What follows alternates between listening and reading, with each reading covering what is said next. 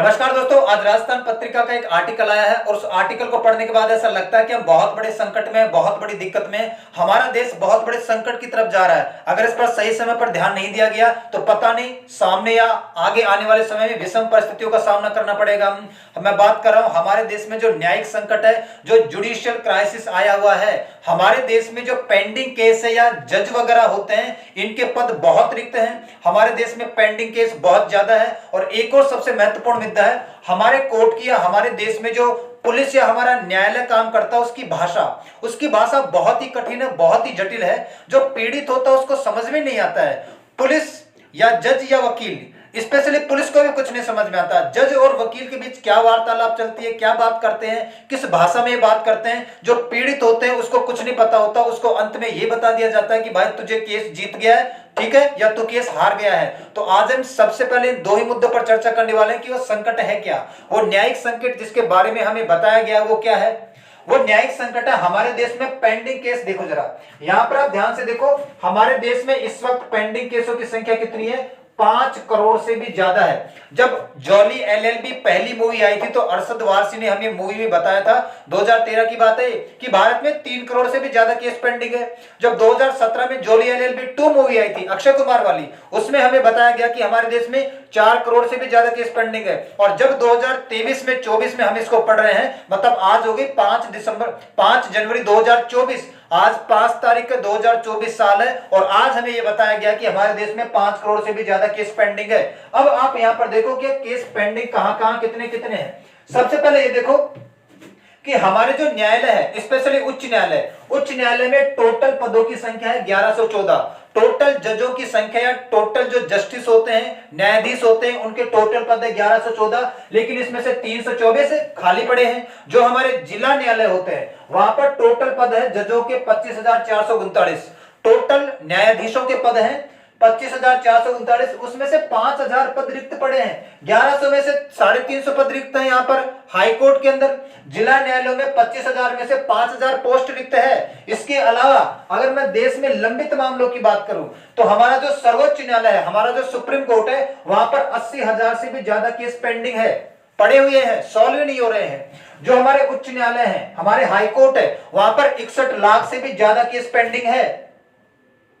61 लाख से भी ज्यादा केस पेंडिंग है हमारे हाई कोर्ट में। हमारे उच्च न्यायालयों में कितने उच्च न्यायालय हमारे? 25 उच्च न्यायालय हैं टोटल। और जो हमारे जिला न्यायालय है, यहीं पर है मेन कचरा, यहीं पर हमारे देश का मेन कचरा या सबसे ज्यादा करप्शन या सबसे ज्यादा भ्रष्टाचार हमारे जिला न्यायालयों में पाया जाता है। और यहां पर 4 करोड़ 46 लाख केस पेंडिंग है। 4.5 करोड़ केस तो हमारे जिला न्यायालयों में पेंडिंग है। तो अगर हम इसको जोड़ेंगे तो 5 करोड़ से भी ज्यादा केस पेंडिंग वर्तमान में हमारे देश में। कौन करेगा इनको सोल्व? अरे सोल्व हैंगे से जब 25,000 जजों में से जिला न्यायालयों में 5,000 पद खाली पड़े हैं, 1100 में से 300 पद खाली पड़े, तो सोल्व कैसे होंगे?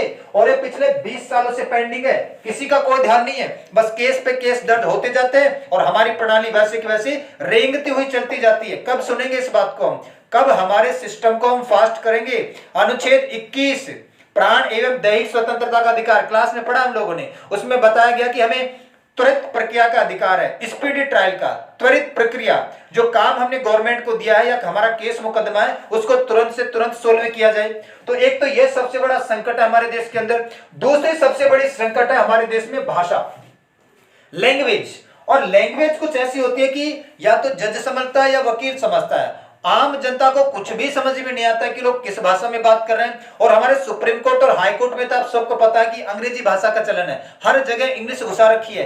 अरे जो नॉर्थर्न स्टेट है, जो उत्तर के राज्य हैं, उसमें हिंदी में आप फैसले सुनाओ। जो दक्षिण के राज्य हैं, अगर तमिलनाडु में है तो तमिल में सुनाओ, आंध्र प्रदेश में तो तेलुगु में सुनाओ, अगर महाराष्ट्र में है तो मराठी में सुनाओ, बंगाल में तो बंगाली में सुनाओ। जो अपनी लोकल भाषाएं 22 जो राजभाषाएं हैं, उन भाषाओं में आप क्यों नहीं फैसले सुनाते हो? ताकि जो पब्लिक बैठे हैं, जो लोग बैठे हैं, जिसने केस किया है, उसको भी समझ में आए कि क्या चल क्या रहा है आखिर। वो बस वकील को पैसा दे देते हैं, वकील केस लड़ लेते हैं और हाँ या ना, मतलब जीत गए, हाँ भाई जीत गए, हार गए तो हार गए, ये लास्ट में उसको बता दिया जाता है, उसको कुछ समझ में नहीं आता।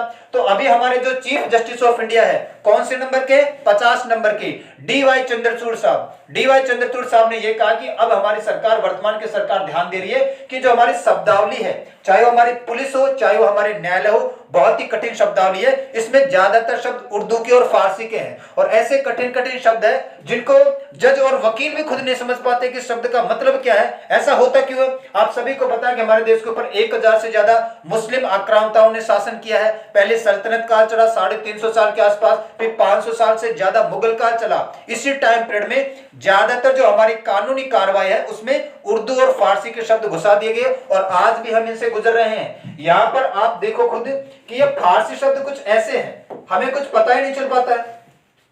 यहां पर मैं आपके सामने कुछ शब्द पेश करता हूं, यहां पर देखो ध्यान से। यहां पर देखो, शहादत का मतलब होता है गवाही, शहादत का मतलब गवाही होता है, जनता को पता ही नहीं है। रंजिश का मतलब दुश्मनी होता है। जामा तलाशी का मतलब व्यक्तिगत तलाशी होता है। नजरी का मतलब आंखों देखना होना चाहिए। मुस्तगिस, अगर मुस्तगिस बोला जाएगा न्यायालय के अंदर तो कौन समझेगा मुस्तगिस का मतलब क्या है? आप इसको हिंदी में कहीं क्यों नहीं बोलते? मुस्तगिस का मतलब होता है पीड़ित, डायरेक्ट पीड़ित बोलो, या आप महफूज सुरक्षित बोलते हैं। इत्तिला सूचना करना होता है, या जिमनी केस डायरी होता है। चस्पा चिपका हुआ होता है। गवाहना साक्ष्य होता है। तो ये उर्दू और फारसी के शब्द जो हमारे न्यायालय की जो कानून प्रक्रिया है, जो हमारे न्यायालय के वो धाराएं होती है उसमें शामिल है और हमारी पुलिस के अंदर भी ये शामिल है। ये इतने कठिन कठिन शब्द है। दरियाफ्त, दरियाफ्त बोलेगा तो कौन समझेगा कि इसका मतलब तय तारीख है।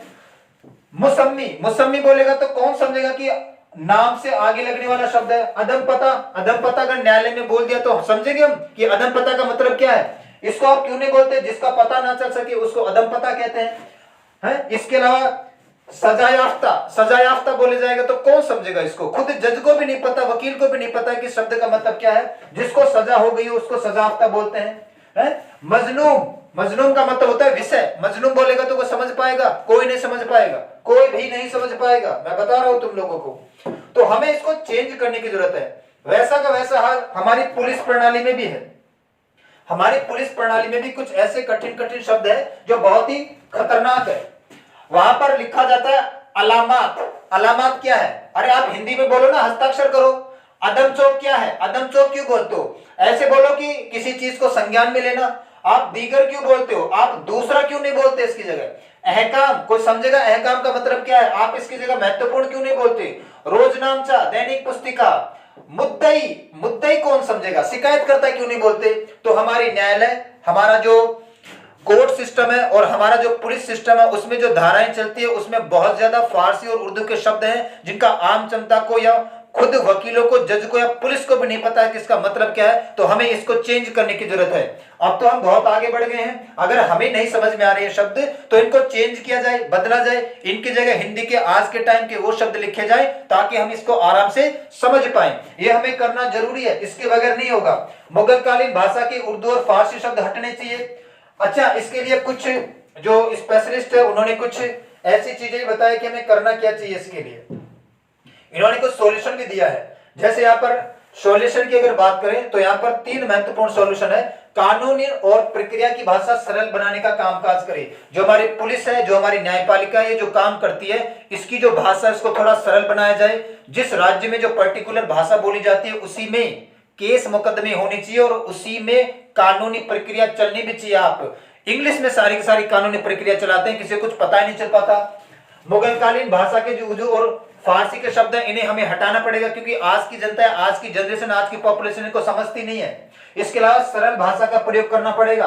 हमें हमारी मानसिकता बदलनी पड़ेगी। जो हमारी न्यायपालिका की डिक्शनरी है, जो हमारी पुलिस की डिक्शनरी में, उसमें ऐसे कठिन शब्द जिनको हम समझ नहीं पाते हैं उसको बदलने की जरूरत है। तो हमारे देश में इस वक्त न्यायिक संकट आया हुआ है, जुडिशियल क्राइसिस आया हुआ है। 5 करोड़ से ज्यादा केस पेंडिंग है, पिछले 20 सालों से ऐड होते जा रहे हैं। जोली एलएलबी पहली मूवी आई थी 2003 में, तो अरशद वारसी ने हमें बताया कि 3 करोड़ से ज्यादा केस पेंडिंग है। फिर 4-5 साल बाद 2017 में जोली एलएलबी 2 मूवी आई, उसमें अक्षय कुमार ने हमें बताया कि 4 करोड़ से ज्यादा केस पेंडिंग है। और आज हमें पता चलता है 4 जनवरी 2024 को कि 5 करोड़ से भी ज्यादा केस पेंडिंग है। और इसके लिए हम जिम्मेदार हैं, हमारा सिस्टम जिम्मेदार है। इसके ऊपर त्वरित प्रक्रिया, तुरंत ध्यान देना पड़ेगा। जिन भी जजों की पोस्ट खाली है उन सारी पोस्टों को भरा जाए। अरे जज ही नहीं होंगे काम करने के लिए। अब 25,000 जिला न्यायालय में जजों की संख्या है, उसमें से 5,000 खाली पड़े। उच्च न्यायालयों में 1100 जजों की संख्या है, उसमें से 300 खाली पड़े हैं। तो कैसे सॉल्व होंगे? और जो हमारा सबसे निचले का स्तर है जिला न्यायालय, यहां पर ध्यान देने की जरूरत है। सबसे ज्यादा भ्रष्टाचार, सबसे ज्यादा करप्शन, सबसे ज्यादा कचरा यही भरा हुआ है। 4.5 करोड़ से ज्यादा केस पेंडिंग है, क्योंकि लोकल एरिया है और वहां पर किसी न किसी की जान पहचान का लाग लपेट का आदमी होता है, तो उस पर हमें ध्यान देने की जरूरत है।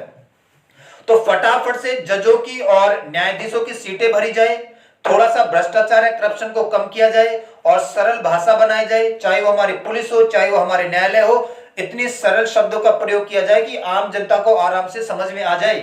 तो इस पर हमारी गवर्नमेंट को ध्यान देने की जरूरत है। आज के लिए इतना ही करते हैं, मिलते हैं नेक्स्ट क्लास में, तब तक के लिए सभी को धन्यवाद।